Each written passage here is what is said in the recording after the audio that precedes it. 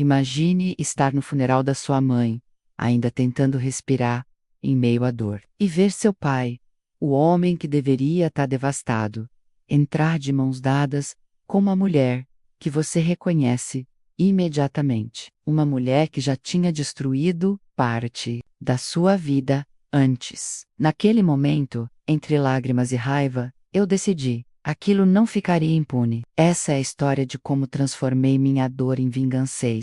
Você já sentiu que a vida foi injusta, mas sonhou em dar o troco de forma perfeita. Deixe o like, inscreva-se e prepare-se, porque essa história vai te mostrar que até no momento mais sombrio pode nascer a vingança mais doce. As pessoas ao redor começaram a cochichar, algumas sem acreditar no que viam. Era impossível não notar a cena absurda. Meu pai, no dia em que estávamos enterrando a mulher que dividiu a vida inteira com ele, apresentando outra como esposa, o coração batia tão forte que parecia que ia rasgar meu peito. Minha irmã apertava minha mão com tanta força que quase me machucava, mas eu sabia, não era dor física, era medo do que aquilo significava. Cláudia fingia uma expressão triste, como se fosse parte da família, como se tivesse algum direito de estar ali, mas os olhos dela, os olhos brilhavam com arrogância. Aquela era a mesma mulher que anos antes tinha me lançado um sorriso frio ao roubar meu namorado e me dizer: se ele te traiu comigo, a culpa é sua, eu só aproveitei. E agora, ela estava de mãos dadas com o homem que deveria ter chorado. A perda da esposa, da mãe dos filhos.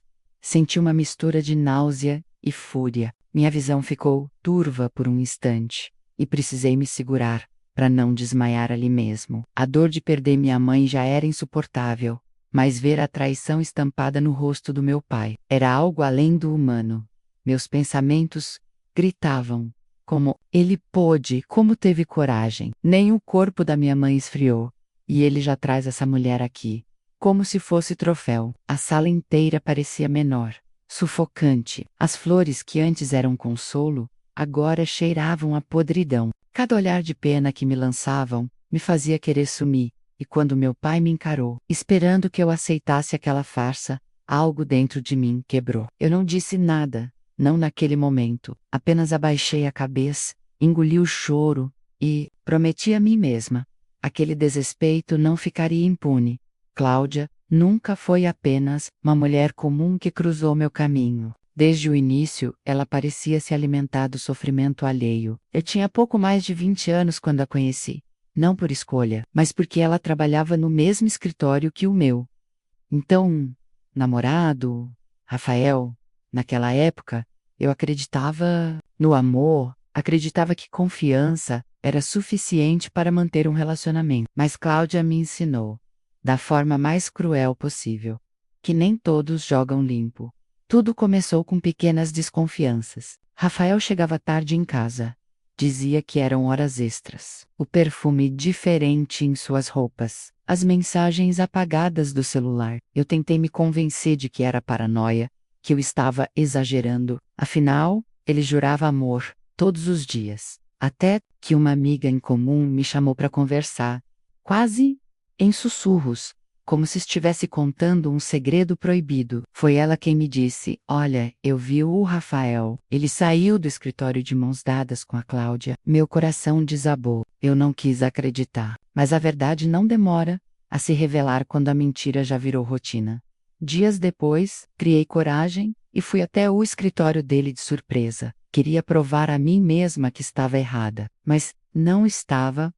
Eu vi com meus próprios olhos. Eles riam juntos, a mão dela escorrendo pelo braço dele de uma forma íntima demais, para ser apenas amizade. Tentei não fazer um escândalo ali, mas à noite, quando o confrontei, ele não negou. Disse apenas que as coisas aconteceram, que não queria me magoar, mas aquele clássico discurso de covardes.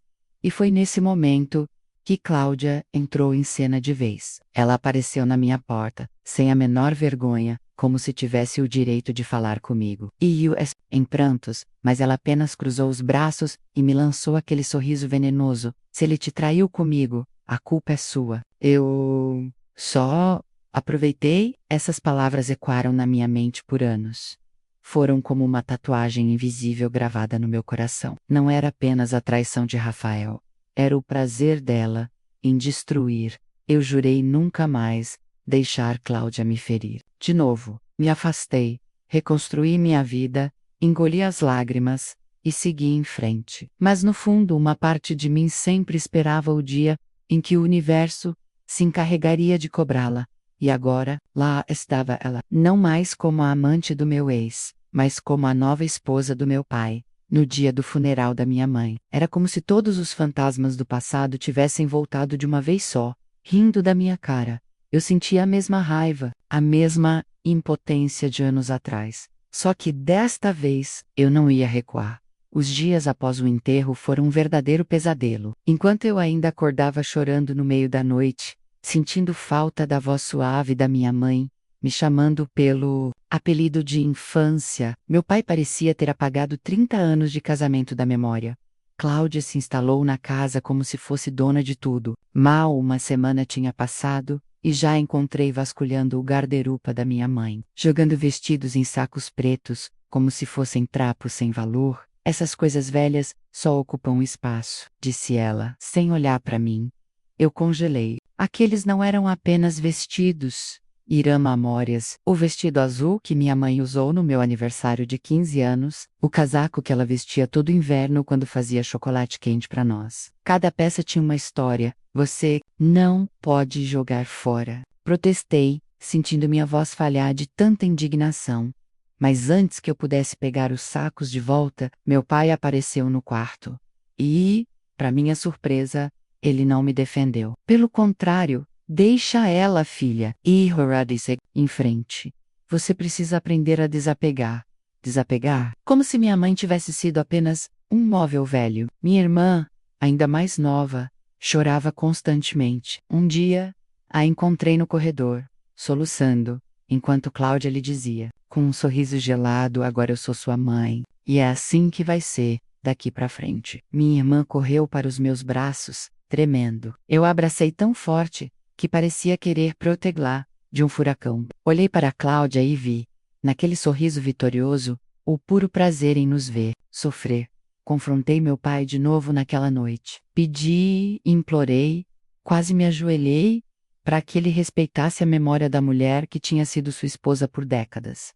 Mas ele apenas riu. Um riso frio, quase debochado. Vocês precisam parar de viver no passado. Cláudia, é minha vida, agora. Cada palavra era uma lâmina afiada entrando no meu peito.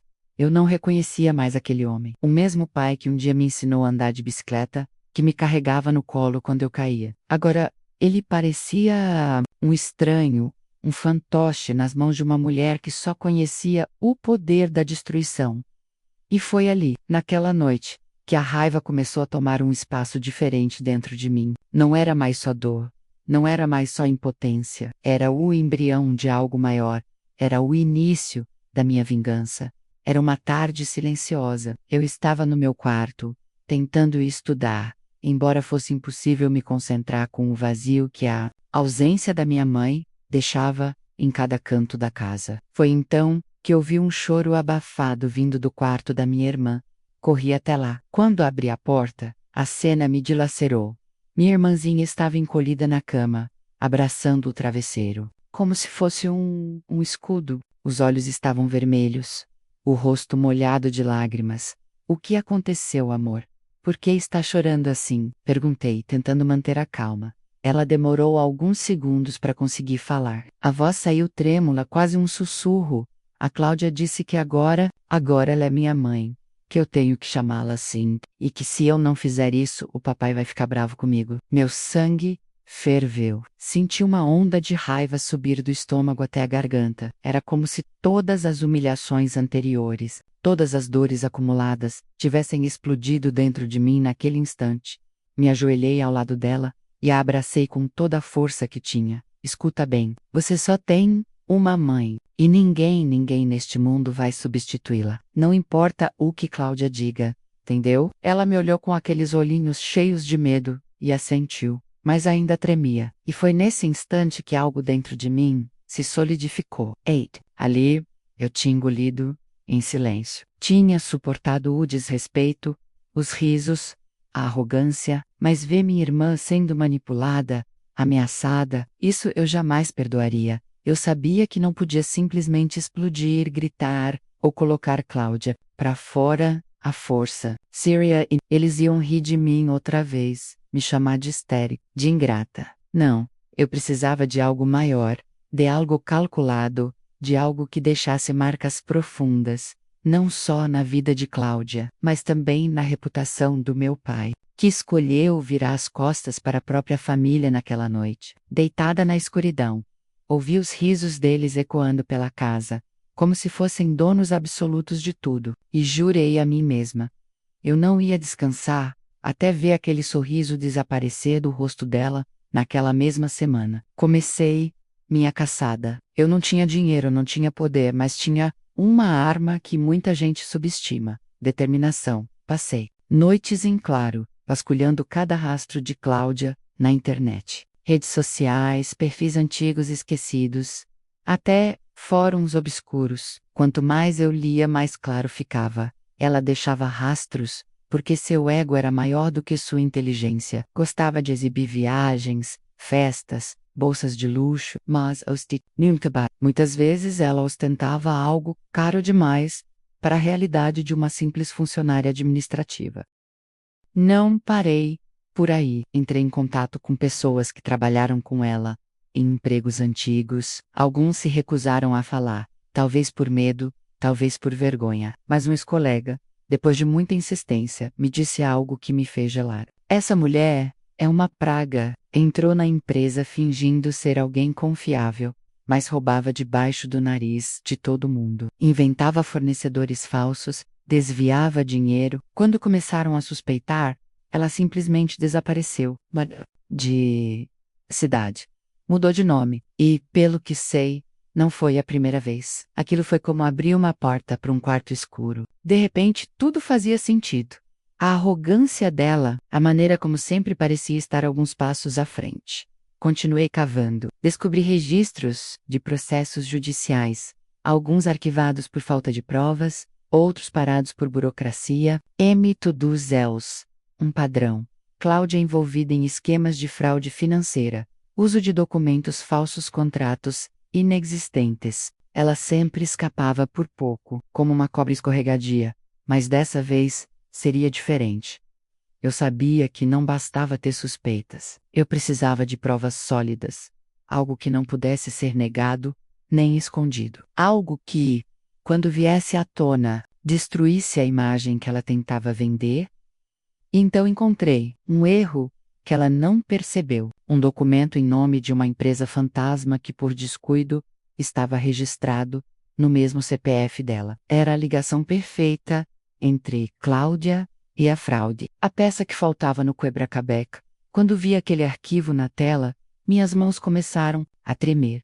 Não era só raiva, era a sensação de ter, pela primeira vez, uma arma real contra ela. Eu podia quase ouvir a voz da minha mãe sussurrando: agora, filha, faça justiça. Mas eu sabia, precisava ser estratégica. Não bastava apenas jogar a informação no ar. Eu tinha que esperar o momento certo, o cenário perfeito, onde a queda dela seria pública, irreversível e devastadora. E esse momento estava prestes a chegar. Foram semanas em que o ódio foi meu combustível e a memória da minha mãe, meu guia, enquanto eles viviam como um casal feliz, planejando viagens e rindo alto na sala da casa que antes era dela. Eu passava as noites em silêncio, com a luz fraca do computador iluminando apenas meu rosto. Arquivos se acumulavam na tela, registros, encartórios, documentos de processos abandonados, perfis falsos conectados ao mesmo CPF, conversas antigas em que Cláudia deixava escapar sua verdadeira face. Cada clique era como costurar um pedaço da rede que, em breve, iria se fechar ao redor dela. Eu sabia que não poderia falhar, não podia dar a mínima brecha para que dissessem que era invenção, vingança sem provas, ou menos como Cláudia adorava, insinuar, inveja. Precisava de algo irrefutável, sólido, que fizesse até o mais cético enxergar quem ela realmente era, durante o dia. Eu sorria forçadamente quando cruzava com eles pela casa, fingindo indiferença. Por dentro, entretanto, eu estava observando tudo, cada movimento dela, cada palavra dita, cada detalhe que pudesse ser usado como munição. E então veio o convite. Um pedaço de papel dourado, ostentando em letras cursivas, renovação de votos, celebrando o amor de Carlos e Cláudia, celebrando o amor. Apenas alguns meses depois de enterrarmos minha mãe, o estômago embrulhou, só de ler, mas, mesmo tempo, um arrepio percorreu meu corpo. Aquilo era perfeito. Ali, diante dos amigos, colegas e familiares, na frente de todos que eles tentavam impressionar, eu arrancaria a máscara de Cláudia. A nova esposa exemplar seria revelada como uma criminosa oportunista. Comecei a planejar cada detalhe como se fosse um grande espetáculo. Preparei um dossiê digital com todas as provas, organizadas em ordem cronológica. Conversas, documentos, prints de perfis falsos, registros em cartório, nada deixado ao acaso. Criei pastas, backups em nuvem, até enviei cópias para um e-mail secreto, para o caso de tentarem me silenciar. Durante semanas, vivi em função desse plano. A raiva me dava energia para ficar acordada até o amanhecer, ajustando cada ponto da apresentação. E o query kill, no momento certo, não houvesse dúvidas, não houvesse saída. Na véspera da cerimônia, olhei para a tela do computador com os arquivos abertos. Meus olhos ardiam de cansaço. Mas um sorriso surgiu pela primeira vez em meses. Eu estava pronta. A renovação de votos deles seria, na verdade, o funeral público da reputação de Cláudia. O salão estava iluminado com luzes douradas, decorado com flores que, ironicamente, lembravam as que usamos no funeral da minha. Todos os convidados sorriam, brindavam, trocavam cumprimentos como se estivéssemos em uma ocasião sagrada de amor e felicidade. Para mim, aquilo parecia uma cena grotesca. Uma farsa cuidadosamente encenada. Eu observava cada rosto, cada olhar, sentindo o coração bater como um tambor dentro do peito. As mãos suavam, mas a decisão era inabalável. Eu havia esperado esse momento, ensaiado cada segundo, e não iria recuar. O padre, com um sorriso caloroso, pediu que alguém da família dissesse algumas palavras sobre a nova união. O silêncio pairou por um instante. Foi aí que senti meu corpo se mover sozinho. Levantei, as cadeiras rangeram quando algumas pessoas se viraram para me olhar. Minha voz, a princípio, saiu trêmula, quase um sussurro, mas carregada de algo mais forte que o medo, raiva, antes de celebrarmos. Acho que todos aqui deveriam conhecer a verdadeira Cláudia. Um burburinho começou. Alguns riram, pensando que era uma piada. Outros franziram o senho, desconfortáveis, mas eu já estava preparada. Peguei meu celular, conectei-o ao projetor do salão e, em segundos, a tela iluminou-se com a primeira prova. Um documento de empresa fantasma, registrado no nome de Cláudia. Em seguida, vieram os processos arquivados, os registros de fraude, as mensagens em que ela se gabava de conquistar homens casados, como se fosse um troféu. A cada slide, o silêncio ficava mais denso. O ar parecia pesar toneladas. Ober se transformou em sussurros. Os sussurros em olhares horrorizados. Cláudia, que até então mantinha o queixo erguido, foi ficando pálida. Primeiro tentou rir, forçar um tom debochado. Isso é mentira, invenção barata de uma filha ingrata. Mas logo a máscara caiu. Ela começou a gritar, a tentar me interromper, mas eu não parava. Mentira? Então por que o CPF é o mesmo? Por que esses processos têm o seu nome? Quer que eu leia em voz alta os depoimentos das empresas que você prejudicou? Os convidados olhavam entre ela e meu pai, incrédulos. O constrangimento estampava cada rosto. Uma tia cochichou, alto o bastante para todos ouvirem. Meu Deus! E ele trouxe essa mulher para a casa da esposa morta. Cláudia tremia, tentava arrancar o celular da minha mão, mas alguém a segurou, indignado. E então olhei para o meu pai. Ele estava imóvel, os olhos arregalados, o rosto vermelho. Era como se pela primeira vez a venda tivesse caído. Eu podia ver O exato instante em que ele percebeu que tinha jogado fora a memória da minha mãe, por nada, por uma farsa, a vergonha dele era quase palpável. Ele não dizia nada, não a defendia, apenas encarava a mulher que destruiu nossa família, e finalmente, via quem ela realmente era, naquele momento. Senti algo dentro de mim se desfazer. A dor ainda existia, mas se misturava a uma sensação de justiça, de vitória silenciosa. Salão, que antes parecia palco de uma celebração, havia se transformado em tribunal, e o veredito já estava dado. Cláudia estava condenada, não por um juiz, mas pelos olhares de todos que assistiram sua máscara despencar.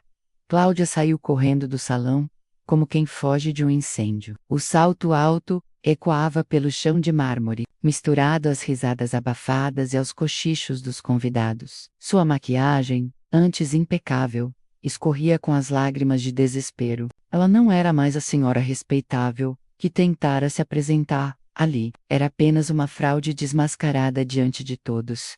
Meu pai ficou parado no meio do salão, pálido, imóvel, como uma estátua quebrada. Os olhos dele corriam de um rosto a outro, procurando algum apoio, mas tudo o que encontrava eram olhares de reprovação e desprezo. Alguns colegas de trabalho cochichavam em tom severo, outros simplesmente balançavam a cabeça, incrédulos. A festa, que deveria celebrar um recomeço, desmoronou em questão de minutos. As taças de champanhe foram deixadas de lado, os músicos guardaram seus instrumentos e os convidados começaram a se retirar, murmurando histórias que certamente se espalhariam pela cidade em poucas horas. Nos dias seguintes, a queda foi ainda mais dura. O escritório onde meu pai trabalhava começou a questionar sua conduta e sua credibilidade. Como alguém tão exemplar poderia se envolver com uma mulher marcada por fraudes? Parents distantes, os mesmos que antes elogiavam a rapidez dele em seguir em frente, cortaram contato, envergonhados de se associar ao escândalo. E Cláudia simplesmente desapareceu. Deletou redes sociais, abandonou a casa que havia tomado como dela. Sumiu como uma sombra depois de exposta à luz. Quando finalmente me vi sozinha, no quarto que um dia foi o da minha mãe, respirei fundo. Era a primeira vez, em muito tempo, que o ar parecia menos pesado. A dor da perda ainda estava ali, e sempre estaria, mas ao menos a memória dela não seria mais pisoteada por aquela farsa. Pela primeira vez, desde o funeral, eu senti alívio. Era como se de alguma forma eu tivesse protegido minha mãe, mesmo depois de sua partida. Às vezes, a vida nos golpeia de maneiras que parecem impossíveis de suportar. Perder minha mãe já foi a dor mais cruel que enfrentei, mas ver meu pai tentar substituir sua presença com uma mulher tão vil, isso foi além de qualquer limite. Minha vingança não trouxe minha mãe de volta. Nenhum ato no mundo poderia preencher o vazio que ela deixou. Mas trouxe algo que, de certa forma, me deu forças para seguir: justiça. Porque expor Cláudia não foi apenas sobre humilhá-la, foi sobre proteger a memória da minha mãe. Foi sobre mostrar que o amor dela não seria apagado por mentiras. Nem o legado dela seria destruído por alguém sem escrúpulos. E, acima do tudo, aprendi que o silêncio diante da maldade só fortalece. Quando fechamos os olhos para a injustiça, damos espaço para que ela cresça.